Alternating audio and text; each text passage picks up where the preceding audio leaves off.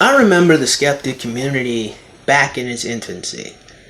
I remember it back when it was a time where it's just a bunch of atheists, usually religious converts, who were upset and felt that they were lied to about how the world operated. Interesting how they always said they felt that they were lied to when lying implies intent, which means that they have to assume that the individual who is lying to them is also an atheist but is pretending not to be. That's me being pedantic, but you get the point. You get the idea, right? The skeptic community was a bunch of atheists who made a bunch of response videos to a bunch of creationists and other dumb Christians and explained to them how God does not exist and how they're stupid for even thinking that there is a God. There's a common theme of incredible amounts of arrogance, dismissal, and even short-sightedness to the arguments that Christians themselves were making, but that really didn't matter because it was just kind of all about making the other side look ridiculously stupid.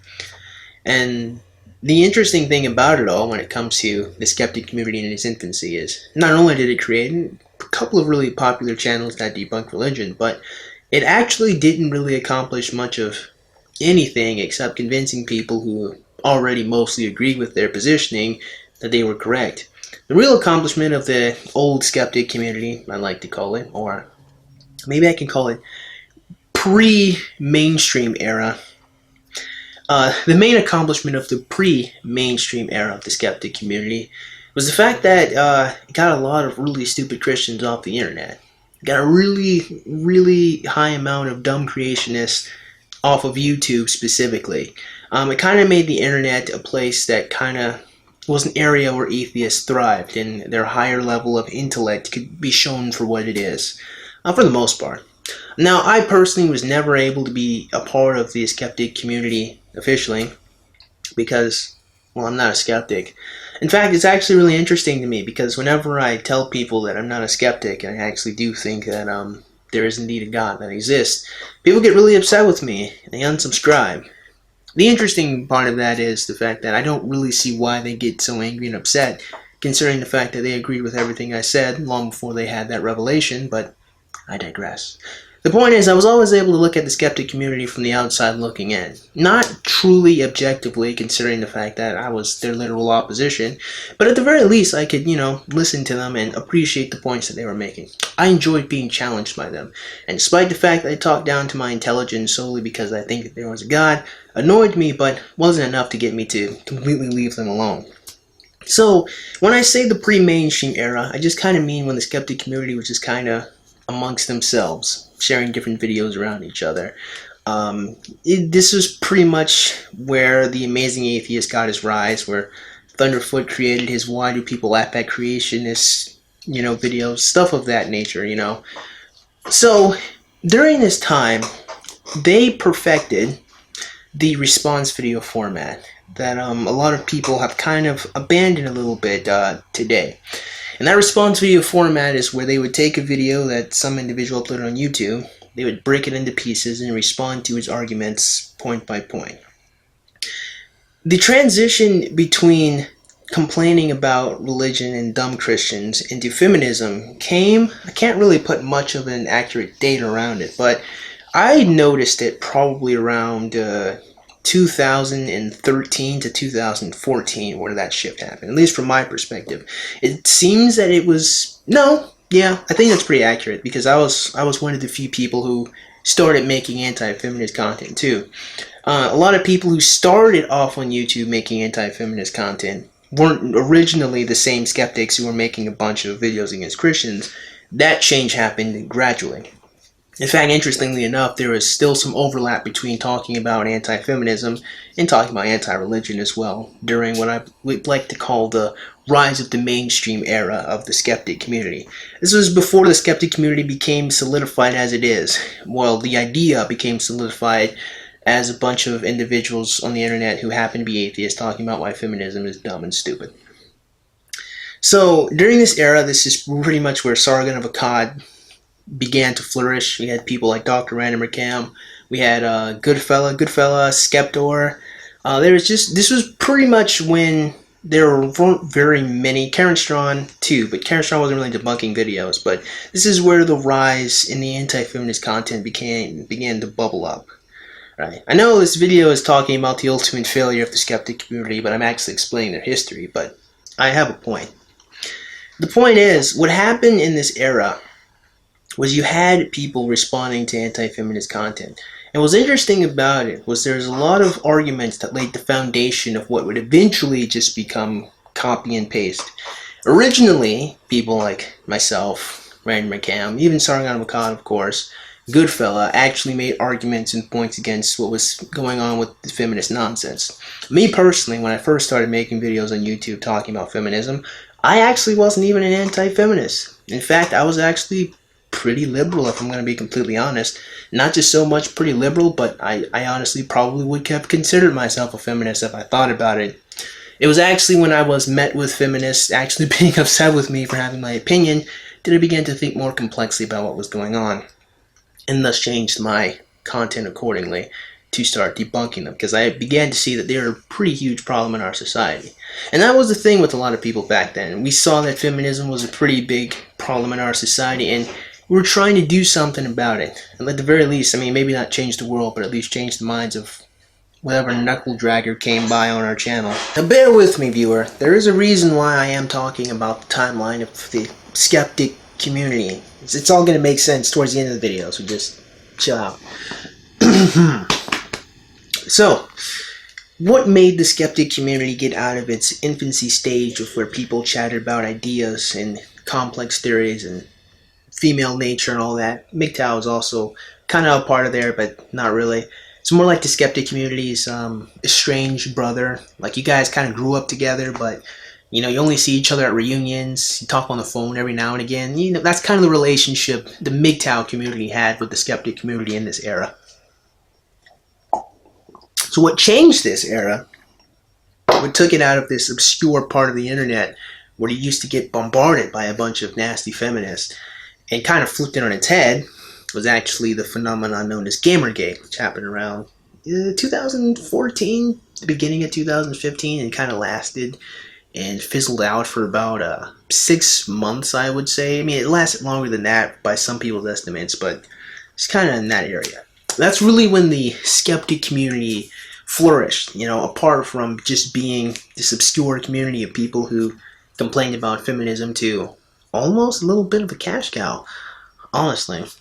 Not really a profitable cash cow for the vast majority of people who talked about this subject, but a cash cow for some people. It did take the subject matter of anti-feminism and kind of put it in a more mainstream internet steamlight. Not so far mainstream, by the way, as I'm saying, like on television with multiple, like millions of viewers on like cable networks. And not that mainstream, but more mainstream on the internet. That's what I mean. Hopefully you guys understood that context, because I didn't explain it at the beginning of the video. So that's when the skeptic community got more mainstream. And with that mainstream appeal, we got more people who came and started doing the same response video format to a bunch of, put it bluntly, bedroom feminists, BuzzFeed videos, even some higher echelon tier feminists, such as Lacey Green. So more people came, more people began to talk about anti-feminism, more people started to see the point. Some people probably looked into being an MRA, probably not really. But what was really important here in this era of Gamergate is that there was a gigantic explosion of anti-feminist content. And over time, this explosion of feminist users on YouTube and content creators slowly but surely started to kill the spirits of bedroom feminists on YouTube. So that really abridged timeline of what happened on YouTube all goes on to say, all brings us to the first of the ultimate failures in the skeptic community.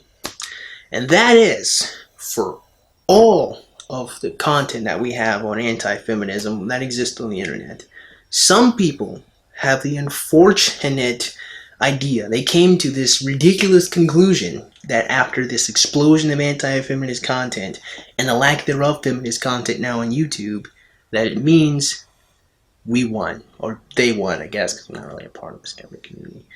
They believed that they won. They believed that the era of complaining about feminism is over. And it's mostly because they don't have any real videos to reply against. There's not really a lot of feminist content on YouTube anymore that I can find, at least, that most people can't find, honestly. But the ultimate problem and the ultimate failure of the skeptic community is the fact that, despite the fact that they chased off feminists on the internet, they didn't fix any problem ever at all. They just made feminism go underground. And I predicted that this was exactly what was going to happen. And the reason why this happened is actually all in the response video format. It all exists in the way the skeptic community dealt with the feminists that they were arguing against. And that is the fact that after the main arguments were deduced, after we figured out the mainstay of what to say against feminists, the only thing that was left is just abject mockery. Mostly because these little girls were, for lack of a better word, they were dumb, they were stupid, they weren't smart people. See, the thing that is really common in the skeptic community is highly intelligent people. This doesn't mean everyone in the skeptic community is highly intelligent, but a lot of them are. And it would be remiss for me to not bring up the fact that they're highly intelligent. And with that high levels of intelligence came an incredible amount of arrogance. And with that arrogance, a lot of these people who just got frustrated making the same video over and over again, saying the same thing over and over again, got to a point where they just thought that the feminists intellectually were beneath them. So instead of actually arguing with them, they just insulted them and made fun of them. There's some content creators who started out not even attempting to make arguments against feminists, they just laughed at them and insulted them. Good example of this would be Bering. Which, by the way, is not me insulting Bering. It's not me saying what he did was wrong or right. It's just an accurate description of his content originally. He was just a guy who laughed at feminists and called them dumb. Shoehead's also a really good example of this. Someone who didn't really come up with any original argument on her own, just kind of made short videos laughing at feminists and calling them dumb and stupid. Now, this succeeded in chasing feminists off the internet. Well, off of YouTube, specifically. It succeeded in making it seem like feminism wasn't a very popular idea at all, mostly because you can't find these videos on YouTube anymore. But what it utterly failed to do was make any mainstream change to the way people perceived men at all. And the sad thing about it all was, it was never even the skeptic community's intentions to do that. Well, in general, it didn't seem like it was their intentions to do that. And this is why I say that this is one of their ultimate failures. The fact that they made a gigantic amount of anti-feminist content, and the only thing that they succeeded in was just making feminism go underground, not really changing anyone's mind, means that we still have problems in the court systems. We still have problems with the perception that the mainstream media has of men. We still have problems with the way the courts deal with matters of gender issues. Nothing was really fixed, despite all of the effort and time that was put into making these arguments against feminism, because it all just kind of got drowned out by just saying feminists are dumb and stupid. And to tell you the God honest truth, I have to kind of come to bat for the feminists at this point. It leaves a bad taste in my mouth, but I have to do it.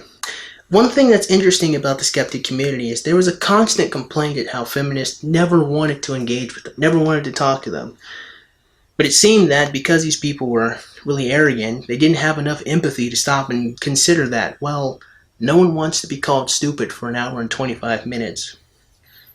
I mean, a lot of these feminists who saw the response videos all came to the same conclusions.